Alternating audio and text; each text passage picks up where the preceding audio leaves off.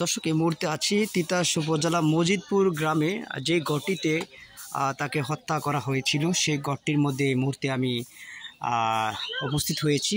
আসলে এই গড়টির ভিতরেই তাকে 3 টুকরা করে মজিদপুর খালে কিন্তু ফেলে দেওয়া হয় প্রায় 5 দিন পূর্বে। 5 দিন পর তাকে উদ্ধার করতে ডুবুরি এবং হাজার হাজার মানুষ কিন্তু একসাথে হয়েছে শুধু তার মরদেহটি উদ্ধার করার সময়। এবং আমরা দেখতে পেয়েছি এই গড়টিতে যখন তাকে হত্যা করা হয় এখানে পুলিশ প্রশাসন এবং তারা এসে কিন্তু এখানে তদন্ত করেছেন আসলে বাকি যে 2 টুকরা পানিতে ফেলে দিয়েছে কিনা বা এখানে কোন মাটির মধ্যে আছে কিনা সেই তদন্ত কিন্তু করেছেন এই গড়ে এসে। আসলে এটি একটি মর্মান্তিক দুঃখজনক ঘটনা। এমন ঘটনা আসলে আমাদের এই সমাজে বা বাংলাদেশে বিভিন্ন স্থানে কিন্তু আজও নজিরবিহীন হয়ে রয়েছে। তবে আমরা সবচেয়ে দুঃখ প্রকাশ করি আইনের আওতায় গ্রেপ্তার হলেও কিন্তু তারা যথাযথভাবে আইনের মাধ্যমে বাস্তবায়ন হয় না। বাস্তবায়ন না হওয়ার কারণে কিন্তু একের পর এক এই হত্যাকাণ্ডের ঘটনা কিন্তু ঘটে থাকে।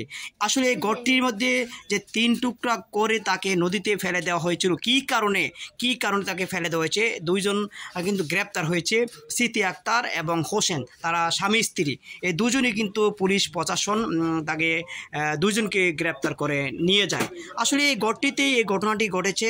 আসলে আমরা এই ঘটনাটি যখন শুনি জানি তখন অনেক হাজার হাজার লোকজন এসে শুধু দুঃখ প্রকাশ করে থাকেন। কিভাবে পারে মানুষ এভাবে মানুষকে হত্যা করতে, একটু কি তাদের যে বুক কেঁপে উঠলো না একটা মানুষকে মারতে গিয়ে। আসলে আমরা এই ঘটনাগুলো শুনলে দুঃখ প্রকাশ করি, কিন্তু আইনের ফাঁক পাওয়ার কারণে সন্ত্রাসী চাঁদাবাজি এবং তারা কিন্তু পার পেয়ে কিন্তু একের পর এক এই বাংলাদেশের বিভিন্ন স্থানে এই জন্ম দেয় এই হত্যাকাণ্ডের ঘটনা। আমরা সেই গড়টিকে কিন্তু দেখাচ্ছি, এখানে কিন্তু পুলিশ প্রশাসন এসে কিন্তু মাটি খুঁড়ে কিন্তু চেষ্টা করেছেন সেই বাকি 2 টুকরার অংশ যেন খুঁজে পাওয়া যায় সেই চেষ্টা কিন্তু চালিয়েছেন তারা।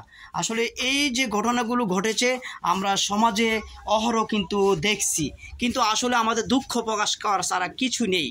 আসলে এই দুঃখ প্রকাশ করি কিন্তু আমরা আসলে এই মিডিয়ার মাধ্যমে প্রকাশ করেছি, সারা বাংলাদেশে বিশ্বে কিন্তু এই মিডিয়ার মাধ্যমে দেখতে পাচ্ছে বিভিন্ন হত্যাকাণ্ডের ঘটনাগুলো। এই ঘটনাগুলো কিন্তু আমরা যখন প্রচার করার পরে যদি আইন বাস্তবায়ন হতো তাহলে কিন্তু আমরা আসলে এই সঠিক বিচারটা সবাই পেত। ধন্যবাদ সবাই।